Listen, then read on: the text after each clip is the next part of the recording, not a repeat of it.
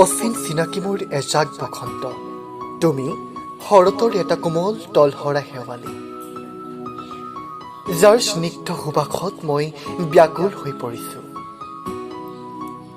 এই সুবাসে মোৰ মনত প্ৰেমৰ আলোড়নৰ সৃষ্টি কৰিছিল আৰু মন গৈছিল তোমাৰ স্বাধীন চিতীয়া মনটোক জয় কৰিবলৈ। কিন্তু তেতিয়াও মই তোমাৰ বাবে অচিনাকি হৈ আছিলোঁ জানা। মন গৈছিল তোমাক ওচৰত চাবলৈ, কিন্তু কি কৰিম, তোমাৰ স্বাধীন চিতীয়া মনটোৰ শৰতৰ শেৱালি পাহে মোৰ বসন্ত জাকক চিনিয়ে পোৱা নাছিল, যাৰ বাবে তোমাৰ অপেক্ষাত বসন্ত গৈ শৰৎ অহাৰ দৰে দিন মাহ বছৰ বছৰ হৈ ৰম এজন নীৰৱ প্ৰেমৰ ভিক্ষাৰী।